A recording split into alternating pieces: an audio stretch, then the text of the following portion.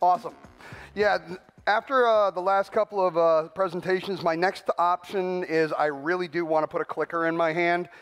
I mean, how many people have shown up to do a talk and you're like, I can't find my presenter's clicker?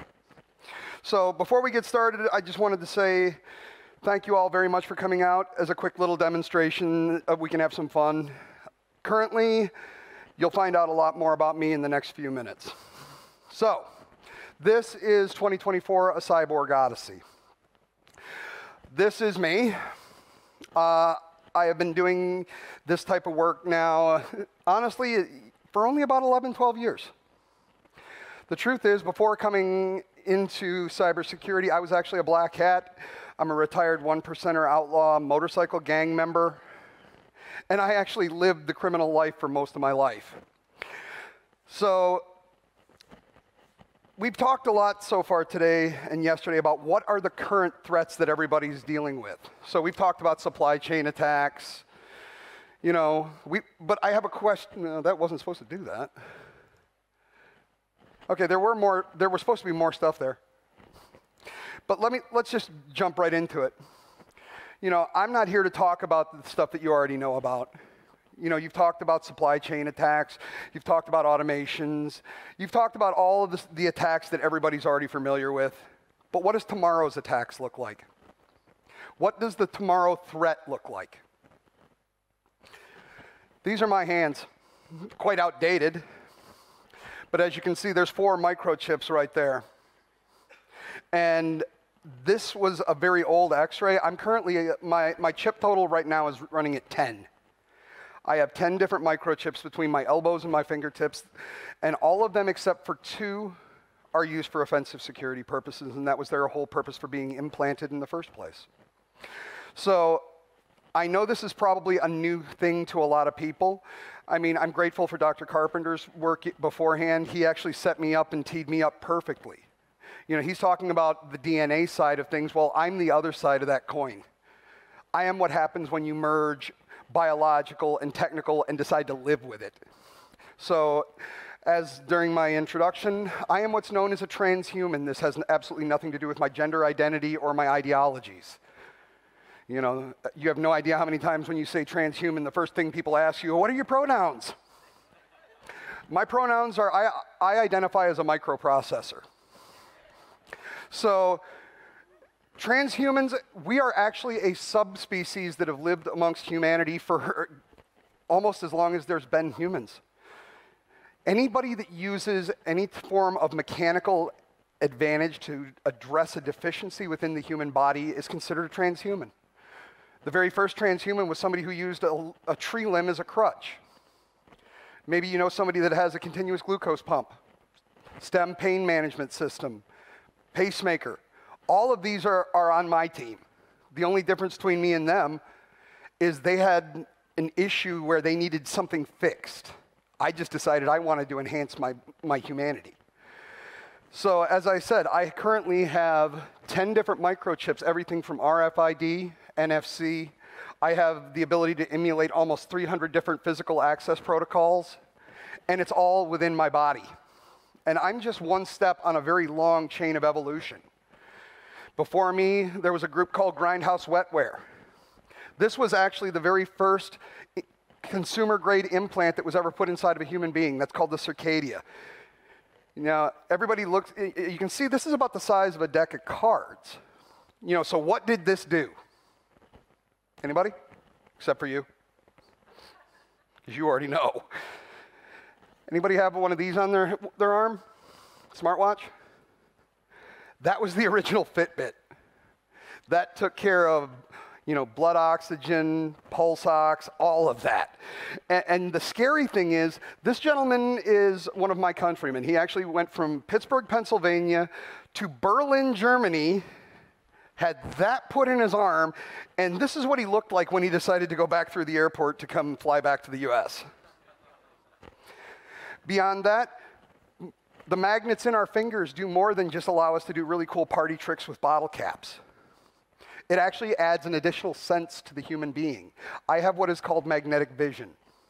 So through this implant in my finger, I can actually feel electromagnetic fields and currents. And if your wiring is not shielded very well, I can actually, do really great for tracing your electrical lines. This was the very first consumer-grade implant that was ever released. It was called the North Star. This came out back in like 2014, 2013. And do I think that is cool? Oh, heck yes. But if you remember what I said a few minutes ago during my initial introduction, I was a black hat. That does not do for anything for keeping me hidden. That just basically says, take a look at me. I'm different, which I completely get, but it wasn't for me. What about this? This is a gentleman by the name of Rich Lee. He's one of the godfathers of transhumans and grinders, if you ask me. He actually has magnets that he implanted into the targuses of his ears and actually has internal wireless headphones. Or what about using chlorin-9 to actually be able to see in the dark? The idea of self-experimentation has been something that's been around since Aristotle. And the trick, even like with some of the questions that were coming out to Dr. Carpenter, and I didn't want to bust in on him, is there's no way to stop self-experimentation. It's actually written into our laws within the United States, and I believe also over here in many countries in Europe. So the reason I think all of this is happening is because we've seen such an explosion around things like brain-computer interfaces, smart technologies, and I appreciate, what Greg did in terms of, highlighting the Neuralink, but, I'm not a Musk fan. I appreciate what he's done to push this to the front, but you see this thing over here on this side? This is actually a brain-computer interface too. Quick question. Aside from, the previous speaker, does anybody think that the Neuralink is the very first time we've ever put something in the brain? No? Good. Because do you have any idea how many times I've given this presentation and everybody's like, Neuralink's the first one? No, there's a guy named Kevin Warwick, wrote a book called I, Cyborg. Been doing this since the late 90s. But we've got all kinds of things going on. We now have smart prosthetics that can actually provide tactile response. You can feel heat and cold. They're lining up some sensors within the stump to sensors in the prosthetic. We have moved to the point where the digital and the physical of the human have already combined. It just didn't come with all the bells and whistles that everybody thought. And unfortunately, there's a lot of fantasy out there. So, anybody here ever heard of the 2045 project? Not to be confused with the 2025 project. This is basically a group that feels that by the time we hit 2045, we will actually be able to download our consciousness to digital media and we'll be able to live for eternity. We got a long way to go. This is basically our functionality of current brain-computer interfaces. Up, down, left, right, click. We also have things about, how shall we say, misconceptions of what people like me are actually capable of. For example, how many people know that you can actually do attacks based from the human being? So, I know I'm watching my time, and I want to get through all of this, so I actually introduced these first 3 attacks almost 4 years ago. The first one's called Handshake. This is basically a physical access attack, and yes, I look like every hacker clip art that you've ever seen. But essentially what this is going to do is this is going to allow me to actually clone an access card, write it down to an implant inside my body, and then be able to access and compromise physical locations. Now, before we get too deep, because I know this is very quick, we have GDPR here in Europe, and we have HIPAA in the United States. The fact that all of these implants are inside my body means that they are covered by those same medical and privacy laws, and therefore, no one's even allowed to ask me about these. And I'll even answer one of my top frequently asked questions. How do you get through airports, Len? Very simply, left foot, right foot, left foot, right foot. So what's been going on the screen here is I've basically taken my badge and cloned it, and I've basically scanned my implant, and now we have both. At this point, it's just a matter of rewriting that information back down to the implant And then let's talk about it for a second while the video finishes. What happens if you catch me in a restricted location?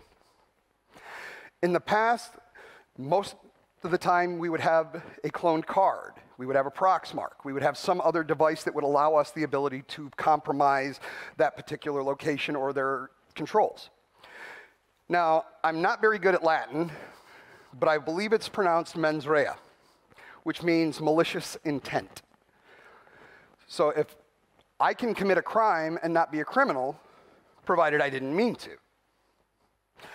So by putting my tools inside my body, I have removed the ability for the authorities to prove intent. So even if I'm caught in your server room, the worst they're going to be able to do is basically just trespass me and tell me to get the hell off your property. But I have 9 other implants. What else did I do while I was in there? So at this point, all I have to do is basically just write the information back down to the tag. It's not hard. Now, has anybody here ever heard of the old rumors of you got to be careful of what websites you go to because there are some sites the bad guys are inside your system the minute you bring it up? Do we all think that that's garbage? Good, because it's true. That is a tool called Beef, the browser extension exploit framework. So I'm a very, very easy guy. I'm going to show you exactly what's going to happen. Come on. Here we go. Whoever's got the controls back there, can you click play? Because it doesn't want to start. And that didn't do it.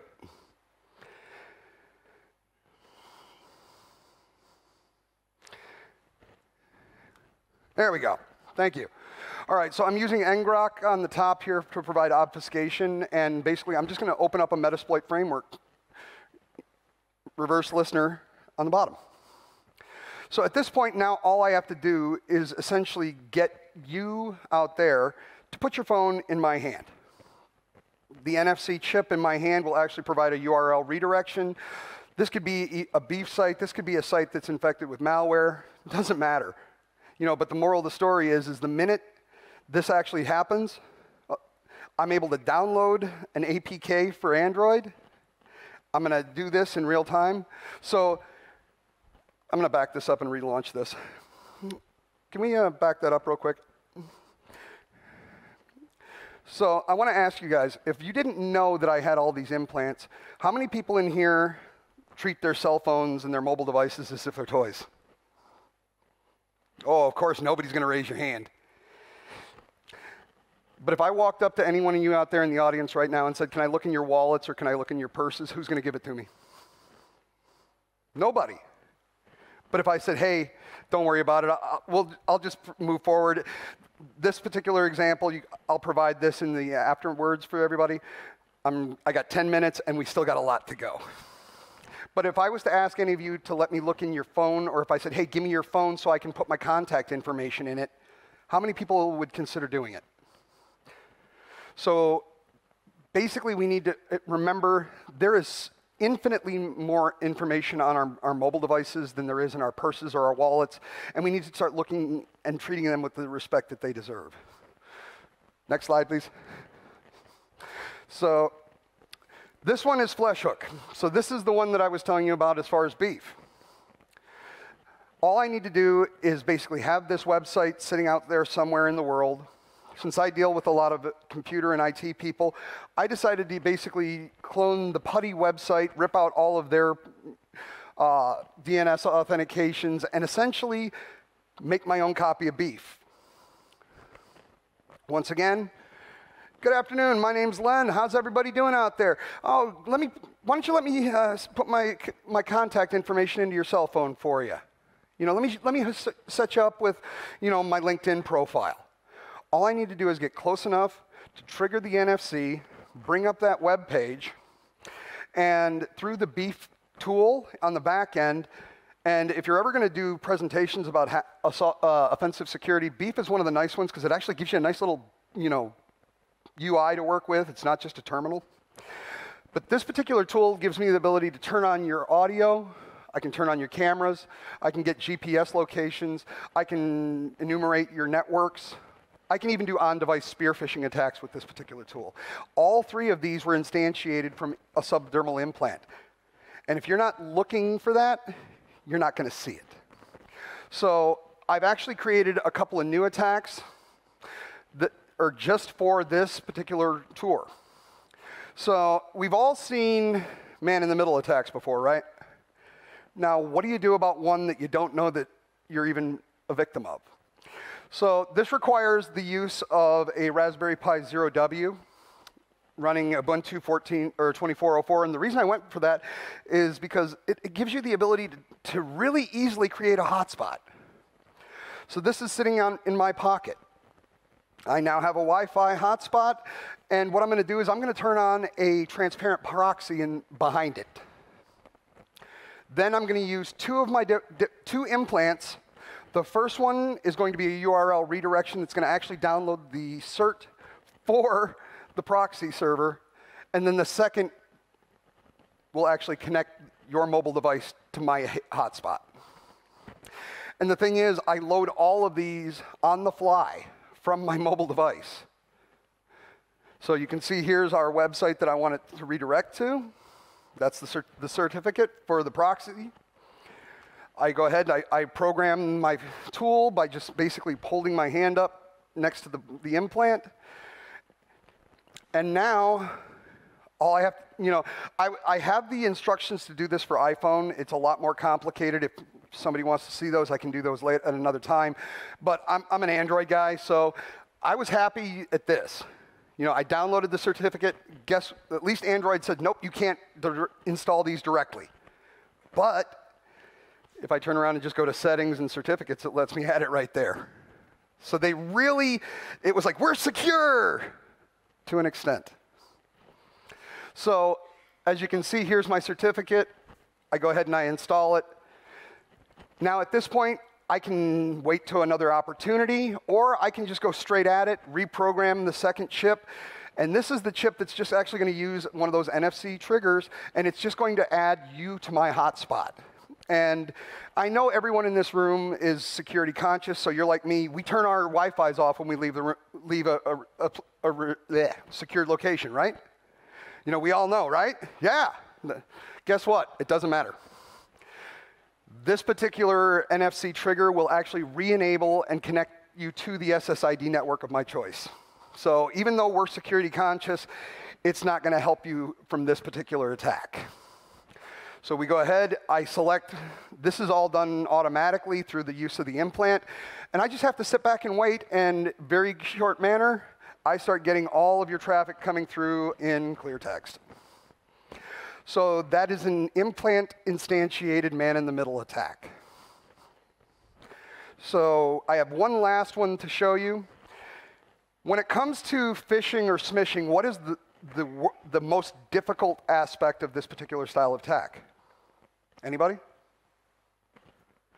Getting somebody to click on that first fake email. This is why we have phishing campaigns. This is why we have it beat over our heads that, you don't click on stuff, don't click on stuff. Well, what if I could remove the ability for that first hit to be fake? I've been picking on my mentor, Dr. Carpenter, here all afternoon, so I'm going to do it again. So, but he's not my target. Alexander's is my target. See, now how do you get somebody to click on something? This is what I came up with.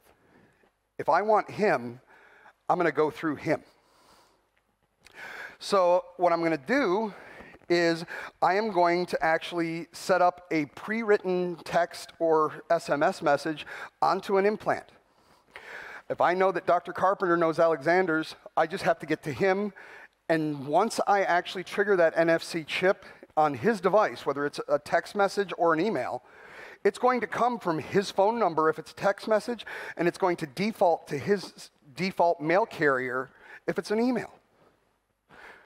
Why would Alexander's here be concerned about opening an email or a text from a colleague? So this is a phish, but it's not. It's real. So once again, all I got to do is get up to my pivot person, trigger the chip, and in this case, this was an email, so this was a phishing attack. It's going to automatically try and default to the Gmail. And in this particular case, this is one of my coworkers at CyberArk, Mr. Vishal Patel. Hey, Vish, we have a problem with XYZ customer. I need you to click this link and check it out. Well, if this was coming from one of his coworkers, when he receives that email, why would he think this is something I have to be concerned about? So when we talk about mitigations, we have a lot to cover before I can give you the actual solutions. First thing we have to talk about is bring your own device. So how many people are combining both work and personal on a single device? And if you are, how many of you are using near-field communication? Oh, gee, Len, we don't use that. We don't use that where I'm at. Want to bet? All of your Android Pay, your Apple Pay are backed in NFC. So if you want that ability to just sit there and tap your phone and pay, you're opening the door for all of the attacks that I just showed you. The transaction capabilities are only one of many functions of that protocol. So that being said, when we talk about physical security mitigations, remove single-factor authentication. Anybody here have just a single form action to get into your most critical data on your networks? No, we don't do that. I mean, realistically, multi-factor authentication and step-up authentication are almost at the point where they're necessities for basic cyber insurance these days. But we don't do anything as far as our physical security. If I can get physical access to a system, I can do so much more damage than I could ever do if I was across a wire. So we need to give our physical security the same scrutiny that we give our digital. And when it comes to our digital security, from an enterprise perspective, mobile device management policies wherever possible. Policies that I would recommend: shut down open web pages when you close the browser. This will take care of the issues with the beef issue. It needs to have that connection, and that live Java connection, in order for me to gain access up to the point where I can actually gain separate persistence. The other thing that I would recommend is, if you can do it based on your policies with your employees, don't allow near-field communication to be just left on. I'm not telling you don't use it, but we have step-up authentication that we should all be very familiar with at this point. If you want to use tap to pay, turn your NFC on, make your transaction, turn it back off. And finally, behavioral modification. Respect the data that are on our mobile devices. Don't just think that these things are toys. Disable any vulnerable protocols if you're not using them. If you're like me and you don't use the tap to pay, I keep an NFC off unless I'm actually up here using it to try and scare someone. Rooting your technology in a strong identity security posture where you're constantly checking, what you're doing, apps that are coming in, along with trying to. I'm one of those people that loves the idea of zero trust. I really do. I don't think it's something that we'll ever get, but I think it's a journey more than a destination. So question everything, question and verify.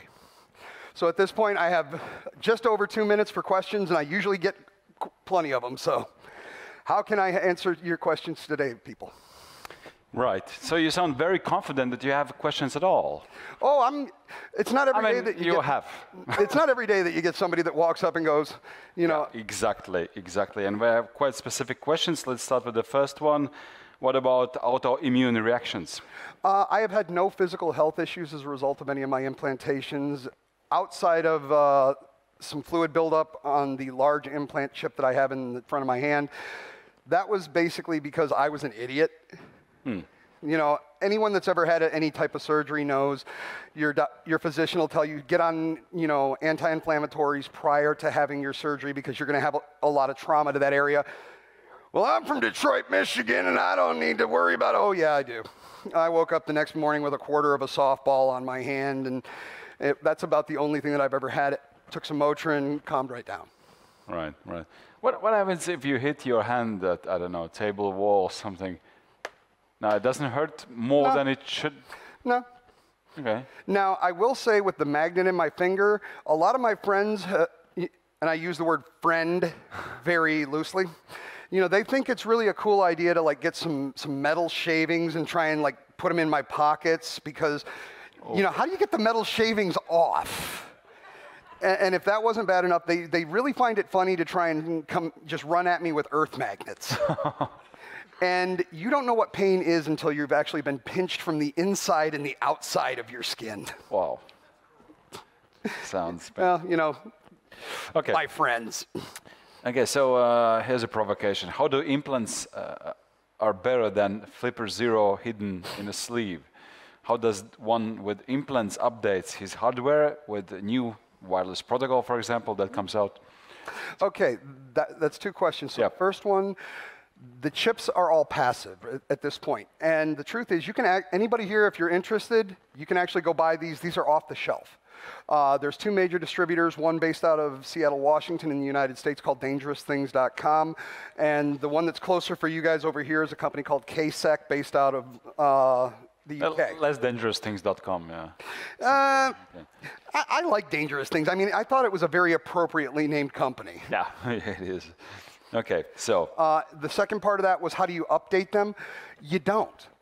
You know, the updates would actually be done on the receivers. So this is, all of my chips are basically passive until they come close to an actual energy source, which actually charges the chip and actually does the Charging the chip, so you put on a wireless charger your hand? No, like, have you ever seen, like, when you go to walk into a building and they have, like, the little box and you just hold your card up to it and it goes click and you can open the door? Yes. There's an energy field around that. So it's a passive device with the active device. So you basically take the passive device into the active energy field, it energizes the chip, it transfers the data back and forth and will perform whatever function I have set it to perform.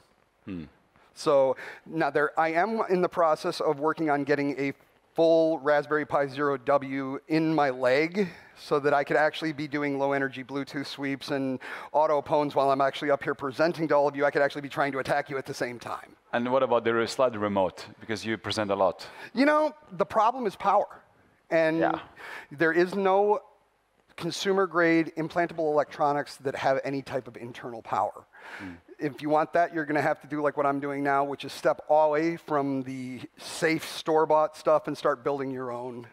And then I can do batteries and I can do anything I want. I see, I see. Okay. One last thing, since you all killed my slide deck. If you find this interesting, my book is on this whole topic is being released on the 29th. If you wouldn't mind for that last. It's called Human Hacked, My Life and Lessons as the World's First Augmented Ethical Hacker. You can. So is it out or it's coming? The book is available for pre-order. It drops on October 29th. You know, we decided to line it up for Cybersecurity Awareness Month. But you can get us the book anywhere books are sold. Yep, there we go.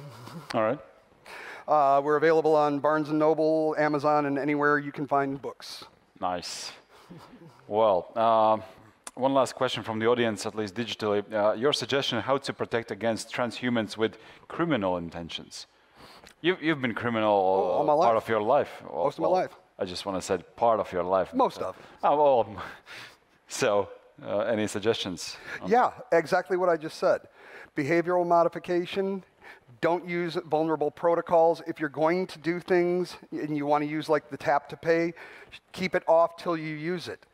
You know, there's nothing out there with the store-bought materials that can't be defended against if you're willing to put in a little bit of, you know, energy and personal responsibility for your own security.